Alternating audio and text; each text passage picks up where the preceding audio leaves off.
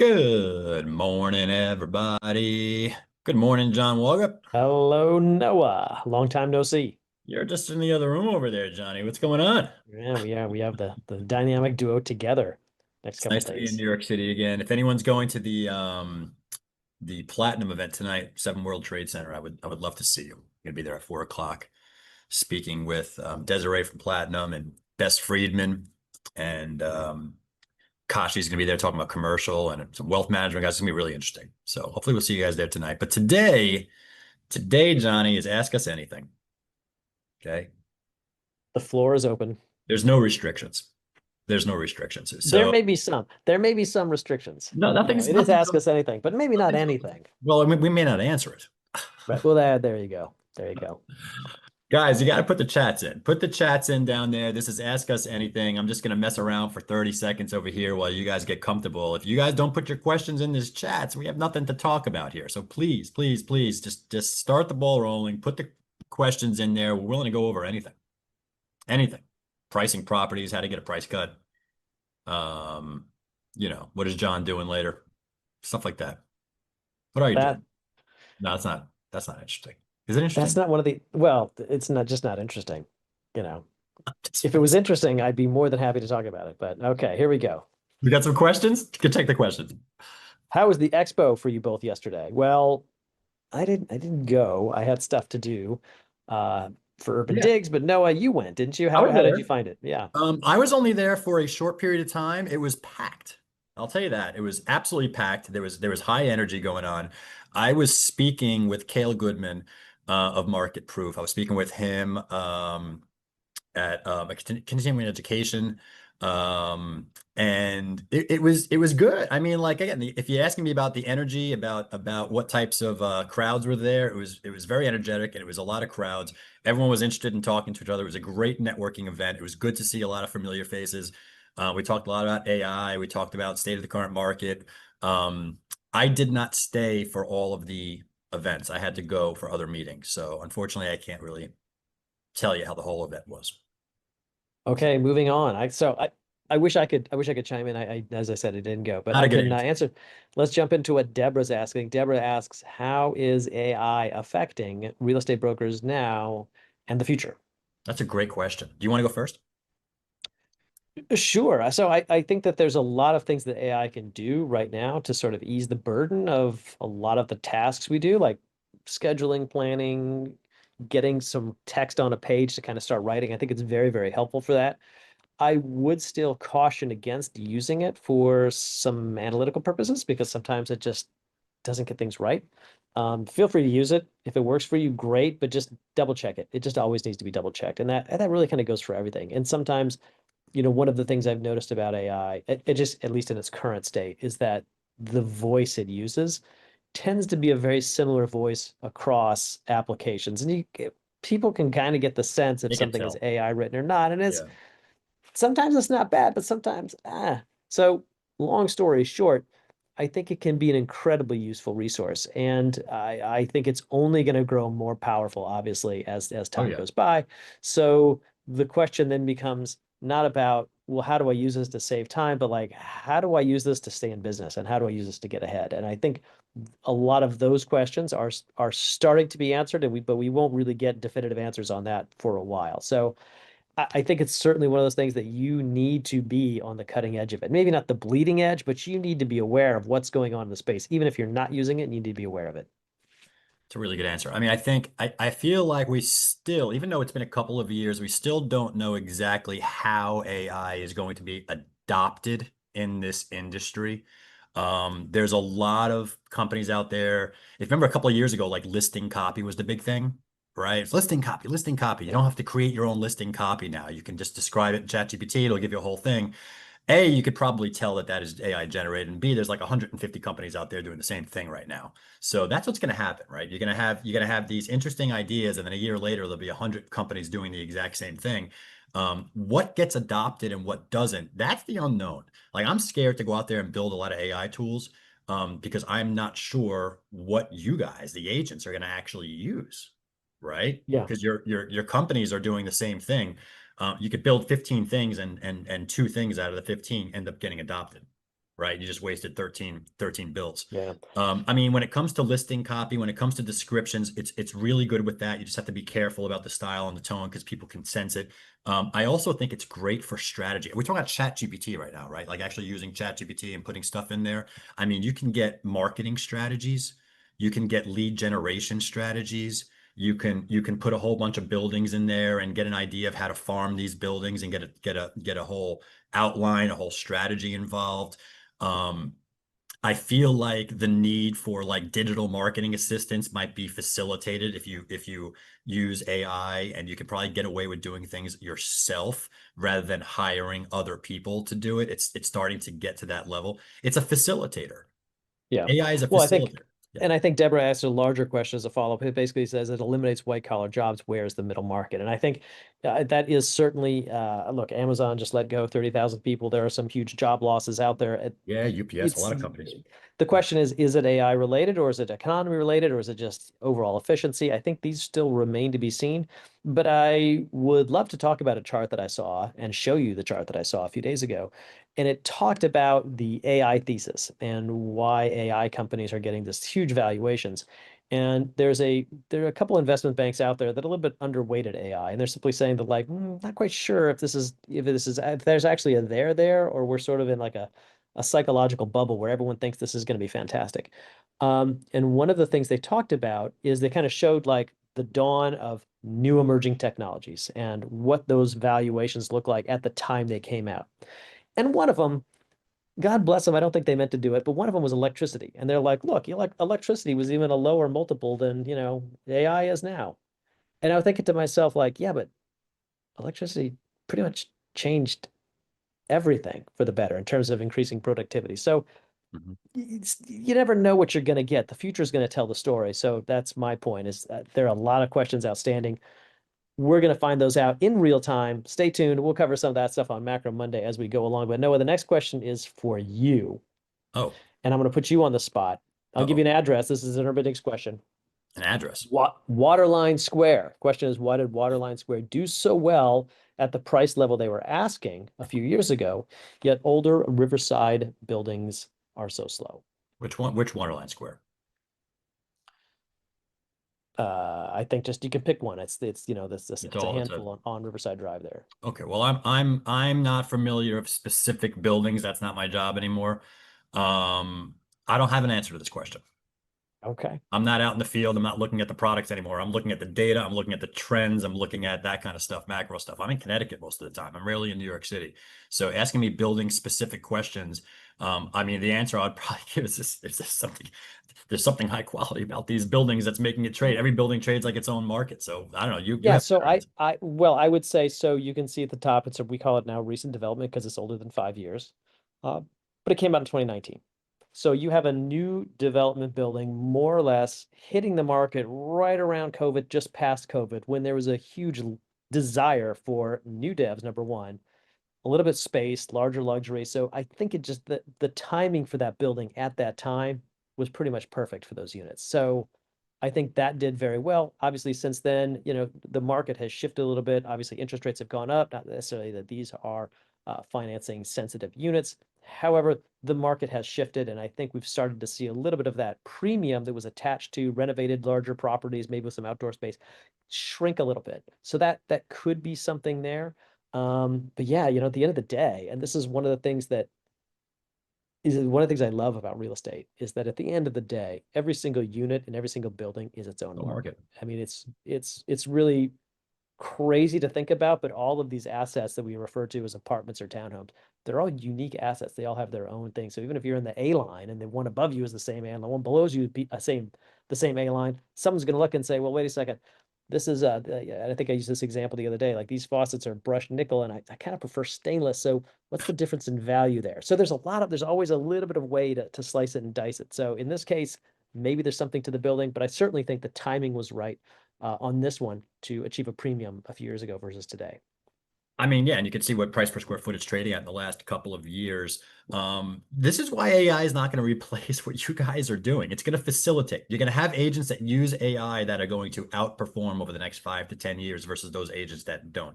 They'll be able to do a lot more and expand their business in terms of networking, growth, lead generation. Everything else, they're not going to have to do a lot of things themselves. But this is one reason why, is because the knowledge that you guys have on a building to building, unit to unit level, you're never going to have AI just put in a unit and put in a building, and it's going to give you an immaculate report on what the pricing should be. Never. It is never going to happen. John, we do these advisor reports, and even when you think it's easy, it is not.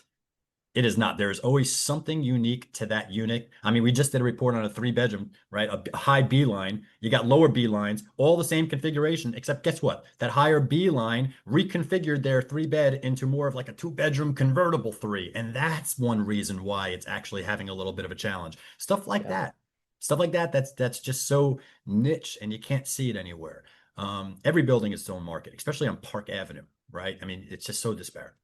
Yeah, and I just to follow up on your idea that you can't just throw something in ChatGPT and have it spit out an immaculate report. Someone writes in and says, I got a call 2 days ago from a young woman who put her rental search parameters into GPT and it served up a listing of mine from 5 years ago. Not active anywhere that I know of, but she It's said the link terrible. showed it was active, right? And the question is very strange, but this is how the kids are doing it. This is how the young people are doing it. They don't even know how to police that. And so that's another point, which is you think about how machine learning works, how AI works. It takes a set of data and it just basically parses through it over and over and over again. And it just feeds it stuff in, sees what comes out, feeds it back in.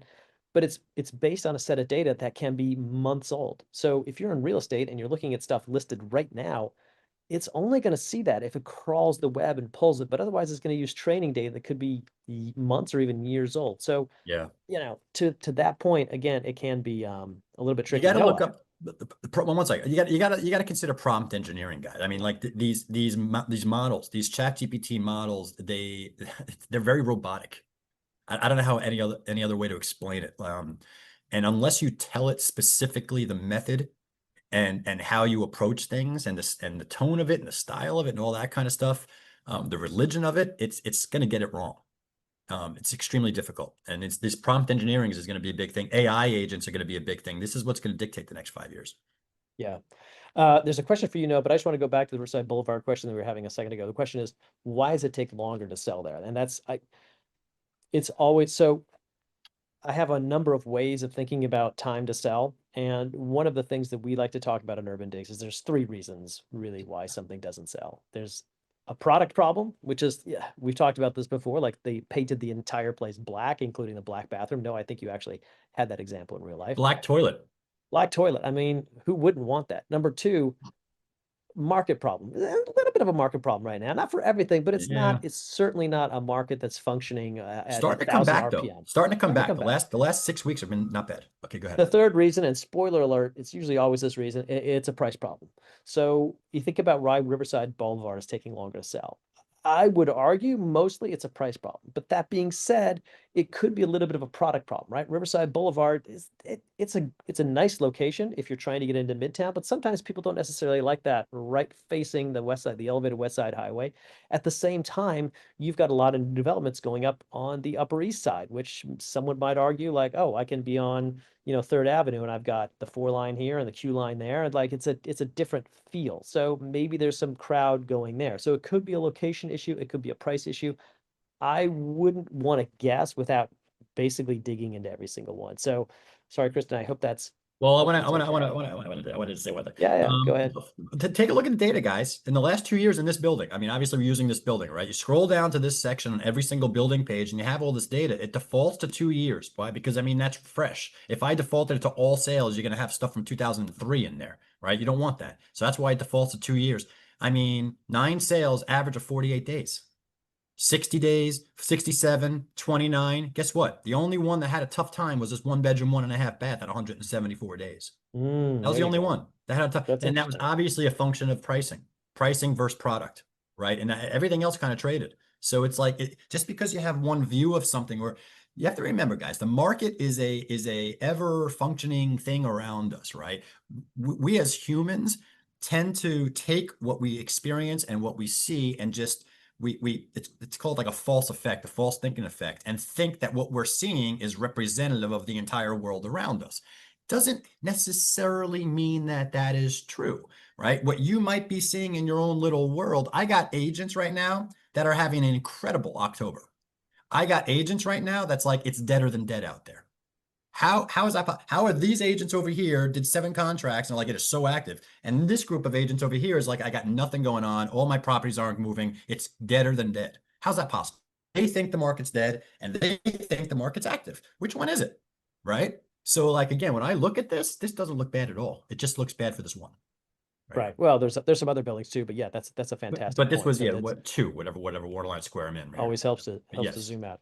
yeah. Okay, Noah, I'm putting you on the spot for this one from Ah, Brian shit. Baltimore. Noah, you've mentioned that you are leaning toward a more optimistic outlook of the New York City real estate market in the next 18 to 24 months. Of course, not holding you to it, but can you tell us what you might be seeing that gives you that indication and what we should be looking at? Okay, so let's clarify that. I am not thinking that this sales market is going to have a good 18 to 24 months. That's not what I'm saying. I actually think it's going to go sideways for 18 to 24 months. Sideways. It's the rental market's time right now. This is the rental market's time. If you look at how much it costs to buy and you look at how much it costs to rent, there is a big gap. There's a big spread. The rental markets have to go like this and go up. Sales prices have to come down. That spread needs to narrow, and there needs to be rental exhaustion. That hasn't happened yet. Hasn't happened yet. It's going to take a couple of years, guys, a couple of years. So for the next 2 years, it's the rental market's time. So sales market's not going to have much oomph. It's going to do what it's been doing the last couple of years, kind of sideways, right? After that, in my opinion, I mean, we're really predicting out there right now, and I'm 55% confident in this. I don't have a high degree of confidence. I'm like, this is where I'm thinking, kind of thing, subject to change.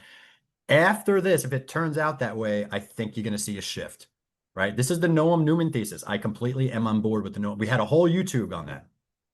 So, I'm going to follow up on that, and I'm going to say sure. this tongue in cheek. So I'm being very facetious here. So this is just me playing around, right? There's this movie that's really silly, and if you Idiocracy. haven't seen it, you don't necessarily need to see it. It's called Idiocracy, and the idea is that What are you saying?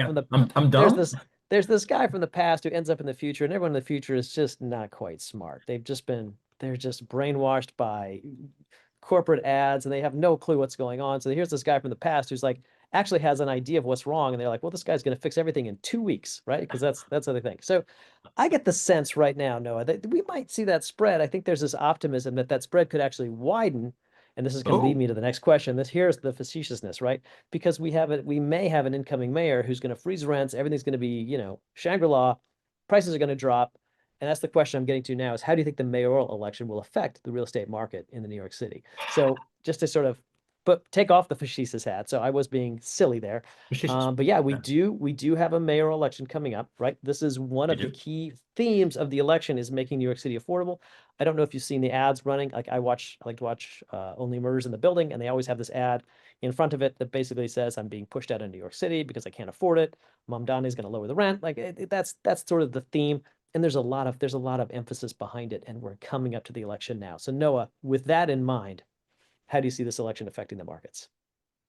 I kind of don't. I feel like it's going to be a non-event. I feel like there's a lot of fear and maybe I'm not going to call it irrational fear, but I'm just going to say maybe unrecognizable. Like it's not going to maybe end up the way a lot of people think it might end up going on right now. There's a lot of emotion going on right now. There's a lot of headlines going on right now, a lot of politicking going on right now. And it gets dramatic, it gets emotional, it gets fearful.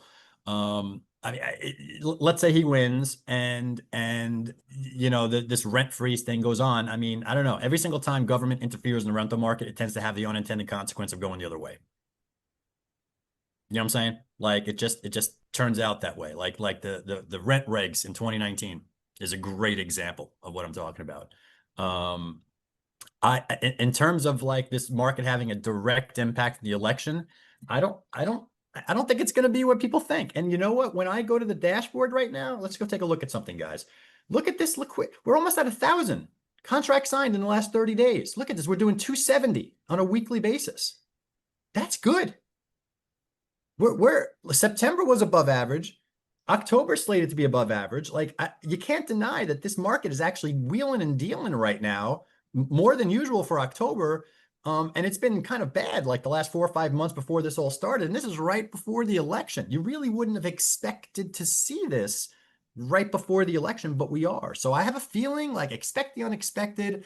What we think might happen may not happen. And I don't know. Let's see how things play out. Let's what he's going to push through. It's going to take years to actually see what effect it's going to have after that initial bump of the actual event. So, Right. So let me follow up on that. So no, I'll task you with looking at liquidity by price point, say maybe like okay. 1 to 2 or under 1, 2 to 4, over 4. Because All the right. So take a question that little got longer. asked as a follow-up is, in the 1970s, the rich moved out and taxes went up. Are we going to see the same here? And I think what I would like to point out is that when you break up liquidity, when you see what kind of units are being bought, to Noah's point, like this market's actually moving pretty well. And I would think that with this election getting so much press, front and center of pretty much every page, whether newspaper, whether you're interested in one candidate or the other, you're going to get a story about the mayoral election. Um, I think a lot of those choices would have already been made, or people would have been on pause. And I think we would be feeling it in the market. So to your point, Noah, to kind of break down liquidity, kind of see that sense of contract signs on a 30-day pace based on price point, I think we can kind of get a sense for, well, the answer to the question, are the rich leaving? So I don't know about if anyone's putting it up for sale, but let's see if they're buying. So what I like to see is like year over year, some of these trends. So we'll just wait for this to load. It's taking Yeah, it a might take a long little time to while load. because you got a bunch of different subsets over here. But I mean, I feel like honestly, like the rich is leaving. To me, that's policies. That's policies driven, right? Policies driven is like, oh, the policies are changing. I'm getting out. It's not investor friendly. It's not wealthy friendly. It's not bringing in investment. It's not bringing in development. Is what we're saying. We're saying the opposite's going on. And I would argue that this has been happening for the last 6, 7, 8 years. That's what I would argue. That's why this market did nothing over the last decade. That's why. I'm sorry. Like, I mean, I don't know. I'm not scared to say it. Like, policies and demographics is why New York City has not done shit in the last decade. I What? didn't know you spoke French. Well, I do. All right. But that's the reason why. And I mean, like, if during that last 10 years, what did the national housing market do? During the last 10 years, how many years do we have 0% interest rates? Like, we didn't move up with 3 years of 0% interest rates. Like, you have to ask yourself why. And the answer is policies and demographic changes with the pandemic. I mean, that was unfortunate. But Yeah. we're still not back to normal. We're just getting back. We're just starting to rip roar back again. It was a 4 or 5 year gap taking off kind of a thing. And quite frankly, the policies have been pushing investors and development kind of away for years. So That's true, nothing new. but we're starting to see that commercial side come back. We're starting to see some Oh pretty yeah. huge, and someone writes in, Hillary writes in, basically that we're starting to see some huge commercial deals happen. And Yes. I mean, look, five Yeah. years ago, the thesis was the city is dead. There's a death spiral. That's it. It's over. Game over. Pandemic killed everything. Nice to see you, leave your subway tokens at the door on your way out. However, look what we're seeing here. We're seeing huge commercial deals. We're seeing a resurgence of office activity. We're seeing, look, the only sector that's doing worse than last year is the under a million sector. Yeah. Look at Now, that. arguably, that's a lot of sales. That's a huge bucket of sales. That's Yeah, it's a big, 391 it's a sales. big That's bucket. the largest bucket, and it's not doing great. So yeah, we'd obviously like to have But that that pick makes up. sense though, right? With rates, But it what makes they sense. did But and all it's that a kind of stuff. but I think that you're to your point, I think that's a rates driven thing. And I think there's two components. Obviously, the rates is a certain factor in understanding affordability.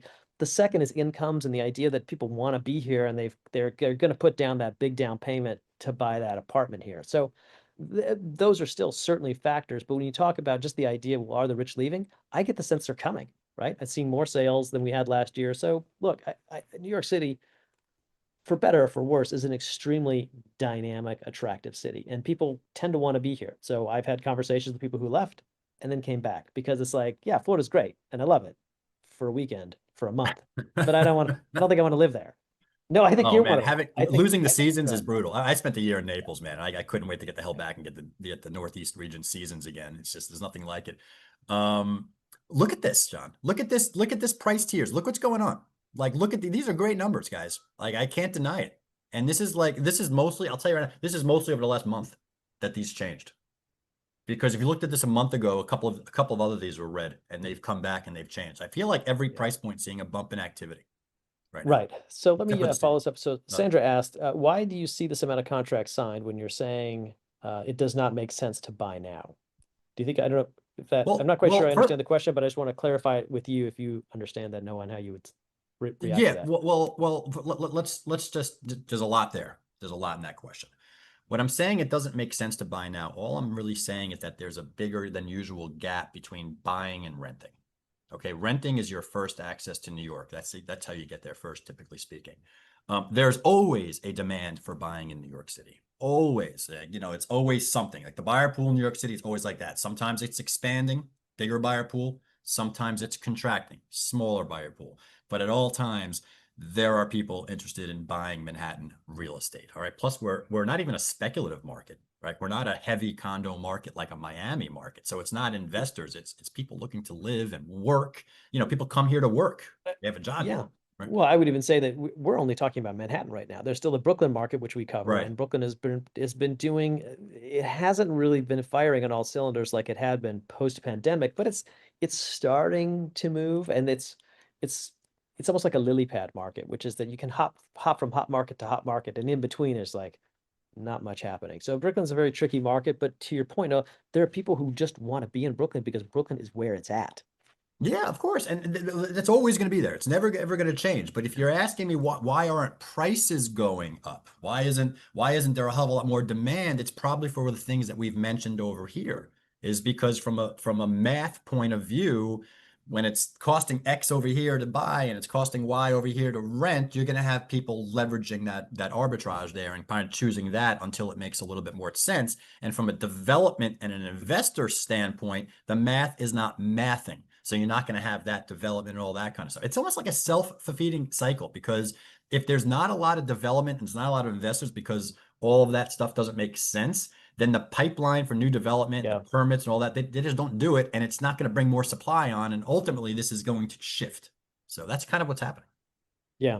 So listen, it is 11:27. We're happy to stay on for more time. This is Ask Us Anything. So please feel free, like Is if there you've more got questions? something, not that I see, but I really Oh, want someone to write in with a really well, tricky that went question for quick. you because I'd love to see you sweat, Noah. I want to see someone put you just I on the always sweat. Those who spotlight, know me, it's like, I don't know, I'm going shine to be at this on. event tonight with like, I don't know, I have a sweating problem. I'm a bad Jew.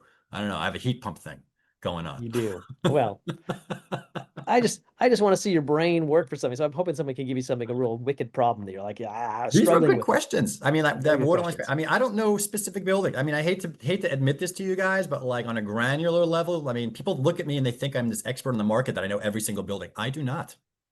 I do not know every single building on the market. I'm up here looking at the data and the trends and the charts, trying to figure out market temperature. It's a different game. So exposing a little weakness here. Right. But please feel free. We've got a few more minutes. We're always happy to stick around too. Throw them in the chat, Q&A, all Anything? kinds of stuff. Let's see. Something came up. Something came up, but for some reason I don't see it. All right, let me go take a look. Hold on a second. No, that's it. Okay. That's it, I think. All right. All right, well, I mean, this is fun. Hopefully we It's very answered a fun. couple of questions. Oh, And if Kristen what? writes in, What? sneaks it under the wire. Couple Thank you, questions. Kristen. Do you see two or more rate cuts by the end of 2025? Wait, and Well, before you answer this, Noah, before uh, you answer this, I just want to give a sneak peek. So first of all, thank you for everybody for joining us, and you're going to be treated now to a sneak peek. One of the things we've got sneak peek going what? on. Well, you know what I'm talking about, I Noah. have So no idea what I'm talking about. about a month ago, we went down to Wall Street and just filmed ourselves walking around. We're gonna make like a little intro to our macro Monday, just for fun, because we like to have fun. And one of the things that there's like a voiceover that kind of goes to it is just for goofiness. But we really like the phrase, like there's one of the phrases like let's get macro. So with that question, Macro Noah, Monday. let's get macro. Do you see two or more rate cuts by the end of 2025? Well, let's go to the tape. We do this every single Monday at 11 o'clock, guys. This is the Fed Fund Futures table. Today is today the 29th? Yes, today's rate Today cut is day. the 29th. This So rate today cut day. is cut day. Today's cut day. So we are here. We're at this 400 to 425 level. That is the Fed funds rate. Okay, that's kind of like the benchmark that other rates are going off of. And the fact that this little box is blue and 97.8 and in this column means they're going to cut a quarter point today, 98% chance. So one cut happening today. It's going to happen at 2 o'clock. Second cut, December, 85%. After that, I see a cut here for 45%. I see a cut here for 34%. I see a cut here for 27%, but these are all under 50, and these are all further out in time. And those are two criteria that cross it out in my book. I don't even look at it. It's too far out. It's too low confidence. So I'm only going with two cuts And that's what's priced in today. It's not the move. The mortgage rates already priced this in. The Fed can cut today. You're not going to see mortgage rates move. You may actually see rates go up because it's about the Yeah. statement. It's about the Fed's statement and how these numbers. If this 85% right here on the second cut, let's say they cut today. Okay, so they cut. And then this 85% goes down to 60% because of the statement, mortgage rates are going to go up. That's how that works. Right. Next question. Do you have any detail? Data. Detail or Yes, I got detail. that's I'm gonna make a new word. Detail. Data detail. Do you have data about the split between cash and financing deals? I don't have the data on it. I mean, I know you have a chart, Johnny, but Well, it takes you a lot of time to do it. But I think it's like still 55, 60% or so. It was over for a while. I think it was over it is 60% for a while. I over. think it's come It's down. still over. And so let me just get into just quick nuts and bolts on that data. It's condos are easy, right? Because you can see a mortgage statement come out. You see it's there. Co-ops are different because you got to track the UCC ones and whether the UCC three came out. It's just sometimes you got to put that stuff together. So we do it in a very painstaking process to make sure that we've lined all those up. Jonathan Miller at Miller Samuel does a fantastic job. This is one of the things they've tracked for a long time. And I think they put something out. No, I think it was early October when they talked about that cash sales are basically back at a record high. And one of the things that jumped out is when you look at the price of units that are over 3 million, that amount was like 90% of cash sales. That's 90% crazy. cash sales. It's crazy. It's just, but it makes sense, right? Like, Yeah. I mean, I don't know about And it's you, but if always I'm buying been something for 5 million, I'd rather pay cash, right? I just like that, just the makes me feel better. the depth of wealth, the depth of money out there that is being put to use to avoid financing in New York City is just crazy. It never ceases to amaze me ever over all these Yeah. years. It's just that's why this market is going to be it's different. It's going to act very different. It's going to act in a bubble. It's underperformed. You have to be honest. It's actually underperformed, even with all this cash and international exposures. But I feel like that we're at the tail end of that cycle. You know, these cycles last years. If you think about a decade, 10-year, 2005 to 2015, we went straight up, right? 2015 to 2025, sideways, did nothing. 2025, 2035, I feel like there's going to be a move going on there, but that move probably not going to start until like 27, 28. It's going to take a little while, but I have a feeling we're going to have a decent move. It's just a little farther out. Yeah. Well, we did have a down move, 2009, 10, right? Well, So there was something that caused it back then, but I'm not going to there talk about was, I forget what that was. It it. Me wasn't too. There was Godzilla. some I kind think of it was the great, Great Recession. Yeah. yes. But the Go watch idea was Margin that, Call. If you want to understand that whole thing, go watch Margin Call. yeah, but one of the interesting things is that it was really the condos that got hit the hardest because that's the investor Yeah, money, that's so-called fast money. Those fast are the money. ones that went, Yeah. those are the ones that hit the market first and sold for the deepest discounts. And co-ops obviously took a hit too, but Hmm. not to the extent that condos did. So it's That interesting to understand that phenomenon. that's why if you want to see pure price action, you got to look at the condo market because in times of stress, co-ops are not going to reflect that because co-ops are not speculative. You're not going to have those second sales, those pied a terres kind of thing. You're not going to have those liquidations like condos, and you're not going to have condos don't have the board to block it, which is Yeah. happening. That's actually happening right now. Boards, co-op boards, the market's tough, especially on the low end because of financing, right? We saw the studio markets before and liquidity was like underperforming all the other ones. There are boards like, we're not going to accept under 500,000 for any studios. You know, that's crazy. And meanwhile, the broker's like, this thing's worth 450 at max. Like, what the hell am I going to do? That's happening Yeah. out there. Trust me. Which is why, shameless plug alert, we do our advisor reports and we've actually written letters to board saying, hey, listen, we understand your position, but it's just not possible. Yeah. To follow up on co-ops, Steve, thank you very much for the question. Co-op inventory is getting very older in New York City. Do you have a line to see do you have a line you see as to when a building and its needed maintenance and having less amenities and higher maintenance will see much less or no pricing appreciation? That's a great question, Mm. Steve. And it's a tricky one. And we've been looking at ways to talk about how maintenance plays into view, but especially with things like local law 97 with, decarbonizing buildings and the penalties and the upgrades necessary. Some buildings are being hit with assessments and things that you wouldn't necessarily think. So sometimes it's the buildings that were built in like 2000, 2005 that are getting the D's and F's that have to spend hundreds of thousands, if not millions, to retrofit.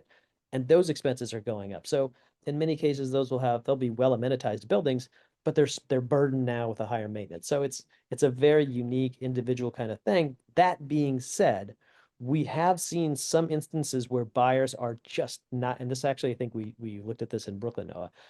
You had a number of buildings for sale in downtown Brooklyn, and buyers are gravitating to the ones that had the amenity spaces they liked and not necessarily to the ones they don't. So yeah, it certainly comes into play, and that's where you'll start to see some discounts emerge at the unit level, right? When you have two units roughly the same sort of quality renovation level, maybe a slight difference in maintenance, but usually the ones with the amenities might start seeing more interest and you might have to discount the other one. But again, it's a very unit level and it depends. This is what's crazy about real estate. One of the things I love, it depends who you're in competition with. If you haven't have any competition, market to yourself. You can charge what you want. If someone comes, great. If you're in competition with somebody else, you better know how they're better and price accordingly. Yeah, the competition, like you go out there and listening, right, day one, and then all of a sudden day 30, the competitive landscape changes. A lot of agents Right. don't really, like once they get out there, they just kind of work on price reductions from that point and open houses, but they don't really consider how the area competition has maybe changed the game a little bit. Um, I feel like the co-op market has been through its worst, for all the points that John said, with the buildings aging and the co-ops are older and the fact that this market's penalizing high carry, it's penalizing unrenovated, it's penalizing all assessments and all that kind of stuff. I feel like it's gotten hit, and I feel like the co-op markets start to come back.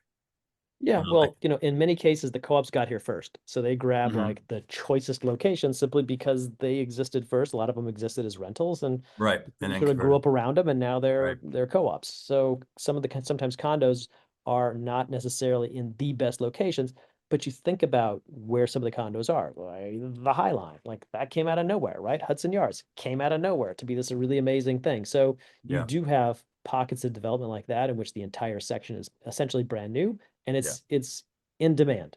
But there are certain places like you think Park Avenue, you think some of these West End or Central Park West. These are heavily co-op avenues, heavily co-op areas, and people want to be there. So it's like if you want to be there, you got to play the co-op game. So that value will speak to itself simply because of those locations that those co-ops are holding on to. Look out for whether or not we might enter at some point a generation where these co-op boards get younger.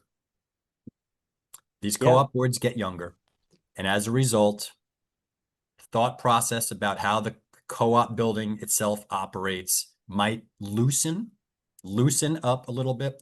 Think about all those buildings that have 50% down payments, all these post-closing liquidities, all these other things that kind of they're looking for a certain type of person, like a certain type of buyer.